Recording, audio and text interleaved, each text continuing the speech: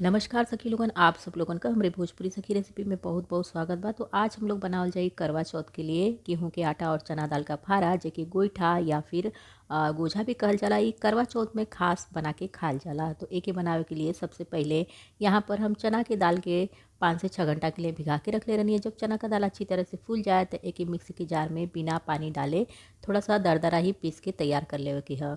और जब सारा मिश्रण पीस के तैयार हो जाए तो में स्वाद के अनुसार नमक, थोड़ी सा हल्दी पाउडर, थोड़ा सा जीरा पाउडर, थोड़ा सा धनिया पाउडर और थोड़ा सा गरम मसाला पाउडर डाल दें। और स्वाद के अनुसार थोड़ी सा लाल मिर्च पाउडर भी इनमें डाल दें। सारा मिश्रण के अच्छी तरह से मिला लेवे के है। थोड़ा सा मिश्रण हम अलग रख लें कढ़ी बनावे के लिए। और यहाँ पर थोड़ा सा हींग डाल देवे के है, हरी धनिया का पत्ती मिश्रण में डाल देवे के है। और आटा हम पहले से लगा के रख ले रही है। तो जैसे रोटी के लिए आटा बनावल चला घर में सानल जला, बिल्कुल उस तरह का आटा सान लेवे के है। थोड़ा सा उसमें चाहे तो नमक और तेल डाल के सान लें। और इनमें से छोटी छोटी लोई निकाल के इस तरह से पूरी की तरह से बना के तैयार कर लेवे के है। और जितना मिश्रण इनमें आ सके उतना मिश्रण इनमें भर लें। और भर के दोनों तरफ से एक मोड़ के चिपका देवे के अच्छी तरह से, ताकि ई खुले ना। और इस तरह से बिल्कुल चिपका देवे के। यहाँ पर देखिए एक फारा बन के तैयार हो गया। बिल्कुल इसी तरह का सारा फारा बना के तैयार कर लेवे के है। और एक फारा के बनावे के लिए ऐसा छन्नी वाला बर्तन में थोड़ा सा तेल लगा दें। और इस तरह से एक एक करके सारा फारा के रख दें। बड़े आसानी से बन जाला इनमें। और यहाँ पर गैस पर हम पानी पहले से रख दे रही भगोना में गर्म होकर के। जब पानी एकदम अच्छी तरह से गर्म हो जाए तो एक ऊपर फारा के रख दें। और थोड़ी देर के लिए ढक के रख दें। 10 से 15 मिनट ढक के रखने के बाद ये अच्छी तरह से पक के तैयार हो जाला। तो बीच बीच में आप चेक भी करत रहें। तो यहाँ पर 7 मिनट के करीब हो गला। थोड़ी देर और पका लेते हैं। तो थोड़ी देर के बाद अब एक माचिस की तीली या फिर टूथपिक के सहायता से चेक कर लेवे के है। तो बस हल्का सा डाल के देखिए। अगर आपका तीली या फिर टूथपिक एकदम साफ़ निकलत है तो आपका फारा बन के तैयार हो गला। वैसे भी 15 मिनट के अंदर ही बन के तैयार हो ही जाला। तो अब हम लोग का फारा बिल्कुल बन के तैयार है।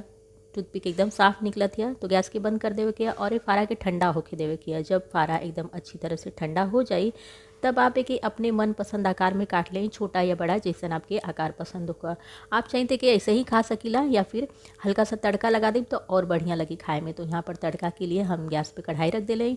थोड़ा सा तेल गरम कर लेवे के है। जैसे ही हल्का तेल गरम हो जाए आधी छोटी चम्मच जीरा डाल देवे के है। थोड़ा सा सरसों डाल देवे के है। जीरा सरसों जब एकदम अच्छी तरह से चटक जाए तब इनमें एक हरी मिर्च काट के डाल दें, 1 से 2 जैसन आपकी तीखा पसंद होगा।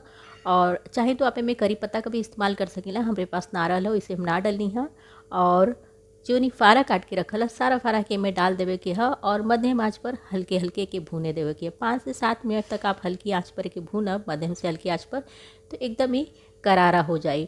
और ये बिना लहसुन का बनौले हैं हम। अगर आप वैसे व्रत के सिवा अलग से खाल चाहते हैं तो लहसुन डाल के भी बना सकीला। लेकिन करवा चौथ में इसी तरह से बिना लहसुन का बनेला। तो फारा हम लोग का बिल्कुल बन के तैयार है। ई करवा चौथ के उपवास वाले दिन एक एक खायल जाला। शाम के जब पारण कल जाला तब ई प्रसाद के रूप में भी चढ़ेला। और यह एक परंपरा होले कि पीली दाल का एक चीज़ खायल जाला। तो उम्मीद है कि आज का वीडियो आप लोगों के पसंद आई हुई। अगर वीडियो पसंद आवत है थोड़ा सा भी अपनी भाषा भोजपुरी में तो वीडियो के लाइक कर और नीचे कमेंट करके बताल बिल्कुल भी ना भूलल करी।